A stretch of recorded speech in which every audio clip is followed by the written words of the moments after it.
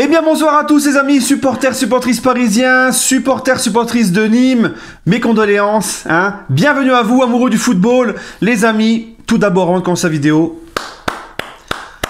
Là, franchement, les gars, bravo, parce que, franchement, là, ils m'ont fait plaisir. Là, j'ai pris mon pied, là, j'ai kiffé. De A à Z, tout était parfait. Et c'est d'ailleurs mon premier point pour analyser cette rencontre. Un Paris Saint-Germain dans la continuité de ses derniers matchs en Ligue 1.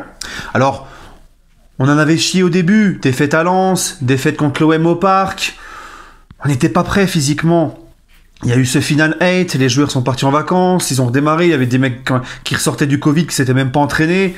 C'était un vrai merdier, d'accord? Il a fallu que la machine se lance. C'est pour ça que c'est pour ça que ça me faisait chier vraiment que le Classico ait lieu à la deuxième journée, mais bon, c'est pas grave.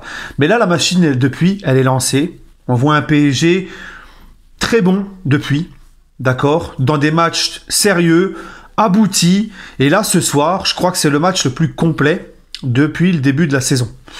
Alors, c'était que Nîmes en face. On va y revenir dans mon deuxième point, hein, mais le Paris Saint-Germain, les gars, ce soir, ça a été de A à Z très bon. Que dans la maîtrise du match, dans le pressing, les efforts collectifs, dans l'intention de jouer vite vers l'avant, défensivement, hein, le PSG a même pas été inquiété. Je pense que Navas, il avait le temps d'aller boire un café avec les 3-4 pèlerins qu'il y avait derrière les buts.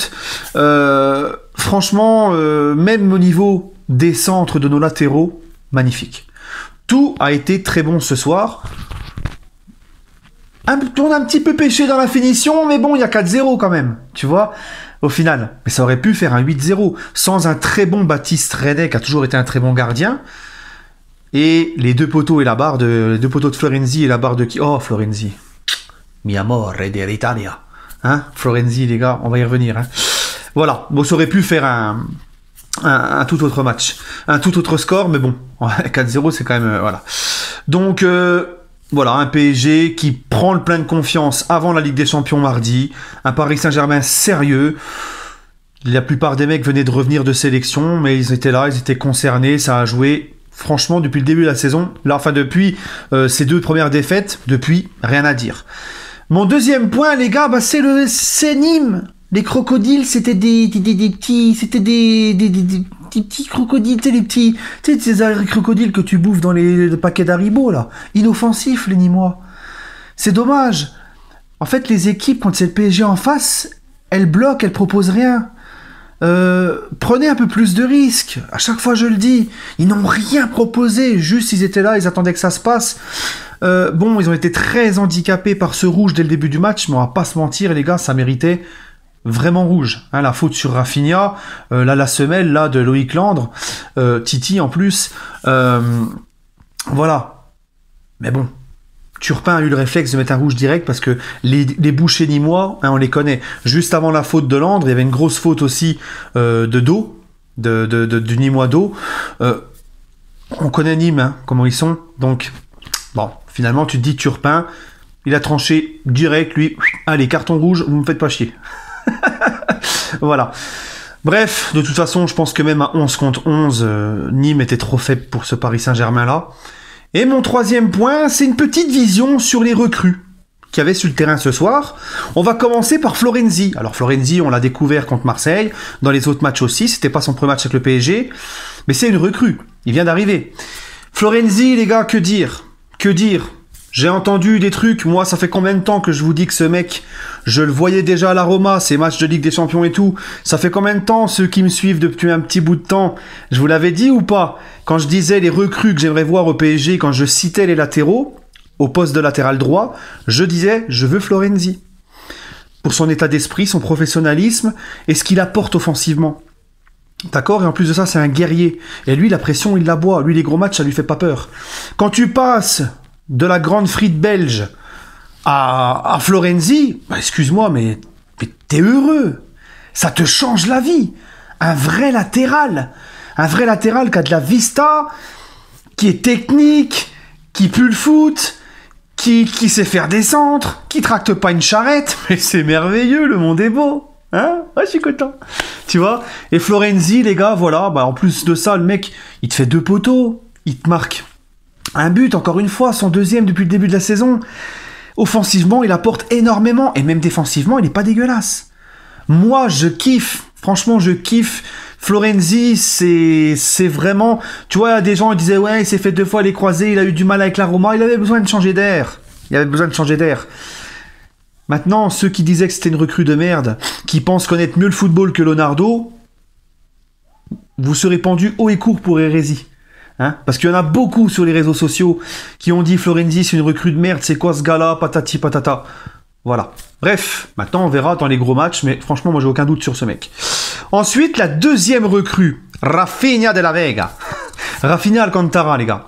Rafinha, eh ben, vous savez, l'année dernière au Celta Vigo, il s'était bien relancé.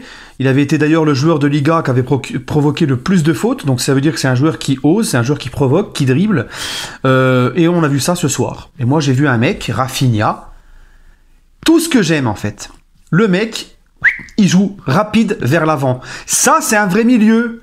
Ça, c'est un vrai milieu. Il joue rapide vers l'avant, il casse les lignes et il fait une passe décisive à Kiki. Et à chaque fois qu'il joue, le mec, c'est propre, il est serein. T'as l'impression que ça faisait longtemps qu'il était là. Il cassait les lignes, il jouait vite vers l'avant. Franchement, un petit peu cramé, parce que c'est vrai qu'il manquait un petit peu de... Voilà, lui, il est en pleine préparation aussi. Il reprend, hein. C'était son premier match cette saison. Mais c'est très propre. Vraiment très propre. Et la troisième recrue, c'est Moïse Kean, que j'ai trouvé très actif. J'ai trouvé qu'il a un gabarit assez unique, il est puissant, il remue beaucoup devant, il se remue beaucoup, il a fait des efforts aussi dans le repli, beaucoup d'efforts dans le pressing.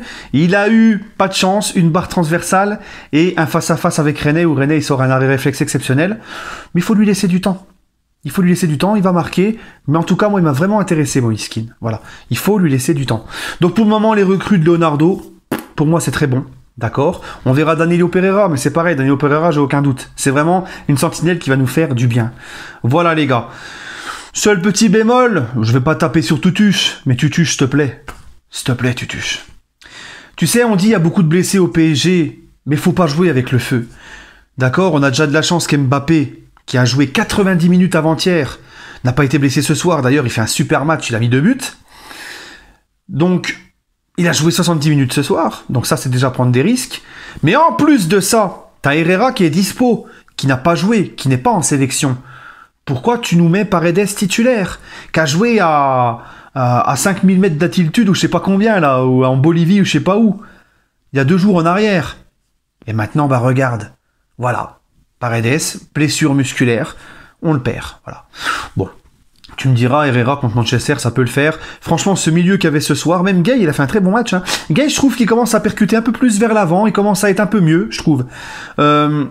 Herrera, franchement, c'est très propre. Le mec, il est mature. Tu vois qu'il a de l'expérience. Il est serein. Et lui, c'est pareil, il joue beaucoup vers l'avant. Il était partout, un vrai patron.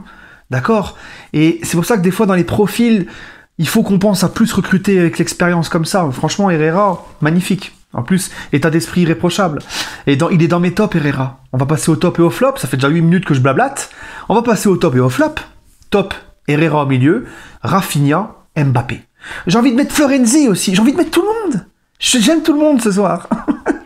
Non, franchement, c'est compliqué. Ils ont tous été très bons. Baker, les gars. Je vous ai toujours dit quoi? Attention, arrêtez d'être dur avec Baker. Les gens sur les réseaux sociaux, pareil, les supporters parisiens, il est cuit, il sert à rien, il est éclaté. Baker, les gars, vous avez vu son match ce soir? Il lui manquait juste d'être un peu plus disponible offensivement. Parce que défensivement, il est quand même costaud. Défensivement, ce soir, il était encore plus vraiment dans son match, costaud. Et le mec, il sait faire des bons centres. Et le mec, il a été aussi offensivement, il a été présent. Plus le temps passe, plus il grandit. Maintenant, on verra s'il va jouer contre Manchester, si c'est lui ou Kurzawa. Et s'il joue contre Manchester, on verra ce qu'il attend le beat face à Manchester. Mais moi, j'ai envie, encore et toujours, de l'encourager. Voilà les amis. Bah écoutez, j'ai rien d'autre de plus à dire. J'ai presque tout dit, puis je suis sûr que je vais éteindre la vidéo. Je vais me dire merde, j'ai oublié de dire ça et dire ça, mais c'est pas grave. Voilà les gars, on prend le plein de confiance avant cette Ligue des Champions. Voilà. Bref, sur ce les gars, prenez soin de vous. Et allez Paris.